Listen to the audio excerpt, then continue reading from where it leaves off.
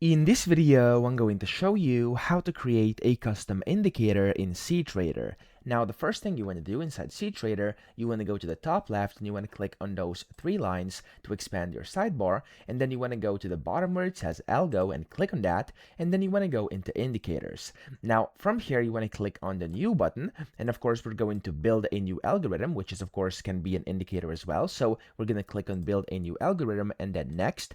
And from here, you have to first give it a name. So we're just going to create a simple moving average. So we're going to name it my SMA. There we go. That's going to be fine for now. Of course, name it whatever you want. And then here, I'm going to click on indicator. Now, of course, after this, you want to click on the next button and then select your language. You could do either of those. I'm just going to use the first one. Click on next. And it's going to open up, of course, the option to actually create from scratch a blank one or using a template. So I'm just going to go with a blank one. Click on create.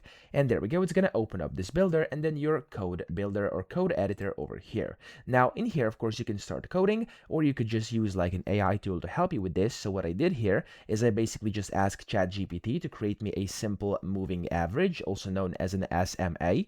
And then here I have my code in this language. I'm just going to copy it from ChatGPT and I'm going to basically delete all this, paste it in here. There we go. As you can see, this is the code. Of course, you could code it yourself if you wanna, but this is essentially how you do it. So you just have to write or paste your code in here. Then you can click on the build button up top. And after some time, it should say build succeeded. And then, of course, if it says that, that's great. It means it has no errors. If it has any errors, you'll have to correct them first before you can use the indicator. And then you just want to click on the back button up top over here.